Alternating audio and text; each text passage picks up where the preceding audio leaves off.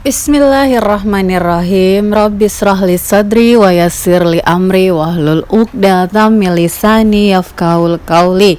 Allahumma shalli ala Sayyidina Muhammad wa ala ali Sayyidina Muhammad. Kisah para kekasih Allah kali ini akan menceritakan tentang pertobatan Ibrahim bin Adham. Berikut ini kisah perjalanan Ibrahim bin Adham menjadi orang suci.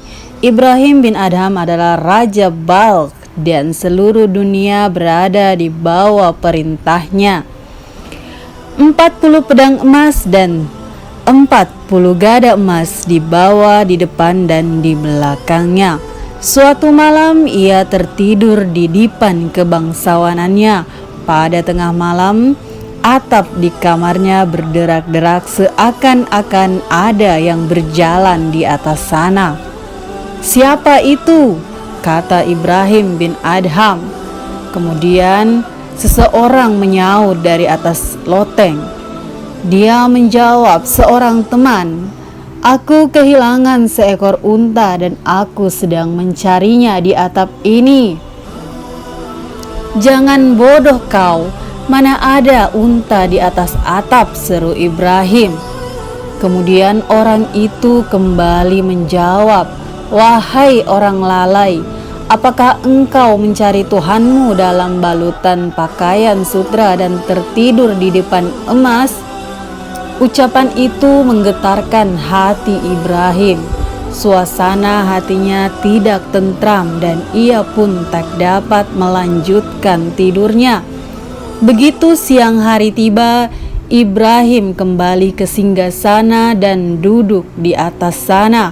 Terpekur, bingung dan sangat gelisah. Para menteri negara berdiri diam di tempat masing-masing, sementara para budaknya berjajar sesuai peringkat mereka. Pertemuan umum pun dibuka. Sekonyong-konyong seorang lelaki dengan paras tidak menyenangkan memasuki aula. Saking menakutkannya dipandang sampai tak satu pun anggota kerajaan dan pelayan berani menanyai namanya. Semua lidah terkunci. Lelaki itu kemudian maju dengan khidmat sampai ia berdiri di depan singgasana Ibrahim. "Apa yang engkau inginkan?" tanya Ibrahim. "Aku baru saja tiba di tempat persinggahan ini," kata orang itu.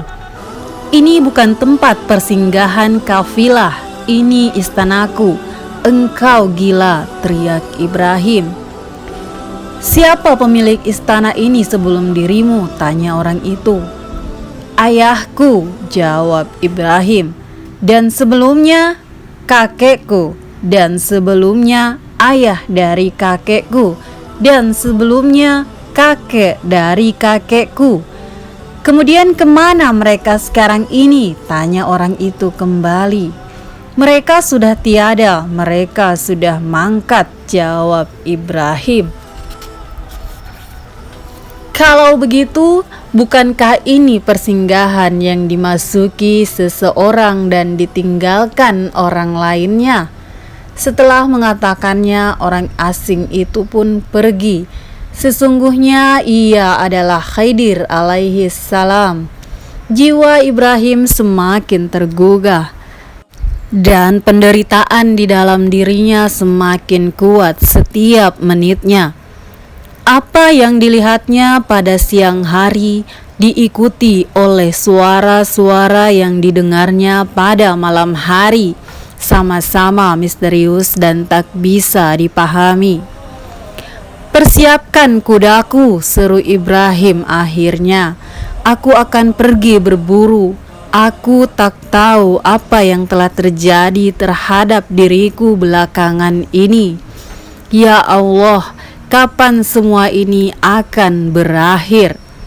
Kemudian kudanya dipasangi pelana dan Ibrahim pun berangkat berburu. Dipacunya kudanya melintasi gurun. Tampaknya seolah-olah ia tidak mengetahui apa yang sedang dilakukannya. Dalam keadaan kalut, ia terpisah dari pasukannya. Dalam perjalanan, didengarnya suatu suara, "Bangunlah!" Ibrahim berpura-pura tidak mendengar dan terus berpacu untuk kedua kalinya. Suara itu terdengar lagi, tetapi ia tidak mengindahkannya. Ia mendengar hal yang sama untuk kali ketiga, dan Ibrahim semakin memacu kudanya. Kemudian suara itu terdengar lagi untuk keempat kalinya, "Bangunlah sebelum engkau dibangunkan dengan paksa." Sekarang Ibrahim tidak dapat mengendalikan diri. Pada saat itu terlihat olehnya seekor rusa. Ibrahim hendak memburu rusa itu, tetapi binatang itu berkata kepadanya, "Aku dikirim untuk memburumu, engkau tidak dapat menangkapku. Untuk inikah engkau diciptakan, atau inikah yang diperintahkan kepadamu, hai Ibrahim?" "Apa yang telah terjadi pada diriku ini?" Ibrahim menangis. Kemudian ia berpaling dari rusa itu, tetapi dari pegangan di pelana kudanya ia mendengar suara yang menyerukan kata-kata serupa. Kengerian dan kepanikan menguasainya. Seruan itu semakin jelas karena Allah yang Maha Kuasa hendak menyempurnakan janjinya. Kemudian suara yang serupa berseru pula dari kerah jubahnya. Akhirnya sempurnalah seruan Allah itu dan pintu surga terbuka bagi Ibrahim. Keyakinan yang teguh tertanam di dadanya. Ibrahim turun dari tunggangannya, seluruh pakaian dan tubuh kudanya basah oleh cucuran air mata Ibrahim. Dengan sepenuh hati Ibrahim memohon ampun kepada Allah. Ketika Ibrahim menyimpang dari jalanan, dilihatnya seorang gembala mengenakan pakaian dan topi laken, mengembalakan sekawanan ternak di hadapannya. Setelah diamatinya lekat-lekat, si gembala ternyata adalah seorang budaknya. Kepada si gembala, Ibrahim menghadiahkan mantelnya yang bersulam emas, topinya yang bertatakan permata, sekaligus dengan domba-domba tersebut. Sementara dari si gembala, Ibrahim meminta pakaian dan topi laken yang dipakainya. Ibrahim lalu mengenakan pakaian dan topi bulu milik gembala itu, dan semua malaikat menyaksikan perbuatannya tersebut.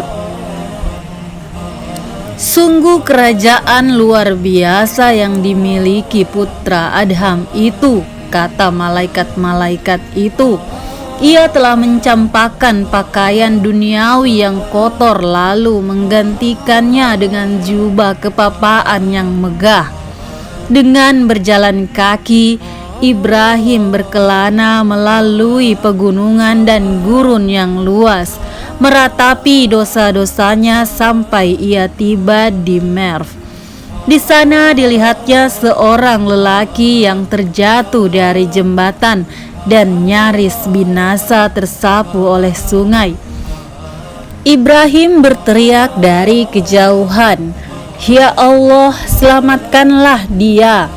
Seketika itu juga tubuh lelaki itu melayang-layang di udara sampai para penolong tiba dan menariknya ke atas. Mereka pun memandang Ibrahim. "Manusia apakah ini?" seru mereka. Ibrahim kemudian meninggalkan tempat itu dan bergegas menuju Nishapur. Di sana Ibrahim mencari sudut terpencil di mana ia dapat tekun mengabdi kepada Allah. Akhirnya ia menemukan sebuah gua yang amat termasyhur dan bermukim di sana selama 9 tahun. 3 tahun pada tiap-tiap ruangan yang ada di dalamnya. Tak ada yang tahu apakah yang telah dilakukannya siang maupun malam di dalam gua itu. karena hanya manusia yang sungguh perkasalah yang sanggup menyendiri di dalam gua tersebut pada malam hari. Setiap hari Kamis, Ibrahim memanjat keluar dari gua tersebut untuk mengumpulkan kayu bakar.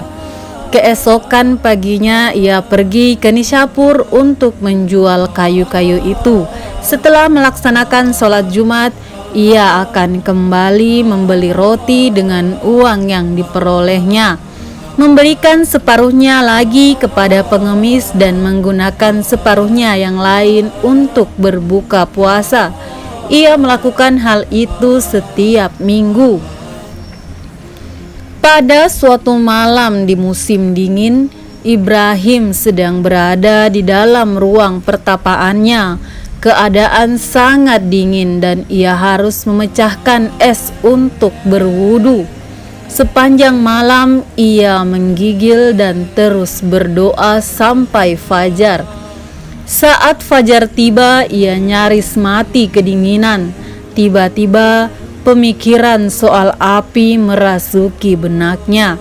Ia melihat kain bulu di lantai. Setelah menyelimuti diri dengan kain bulu tersebut, ia pun tertidur. Ketika ia terbangun, hari sudah siang dan badannya terasa hangat. Ia memeriksa dan menyadari bahwa bulu itu sebenarnya adalah seekor naga. Matanya berwarna merah darah, kengerian yang teramat sangat menerpanya. "Ya Allah," seru Ibrahim, "Engkau mengirimkan makhluk ini dalam bentuk yang halus, tetapi sekarang setelah melihat bentuk sebenarnya yang sangat mengerikan, aku tak tahan menyaksikannya." Segera saja naga itu bergerak menjauh. 2-3 kali bersujud di hadapan Ibrahim lalu lenyap.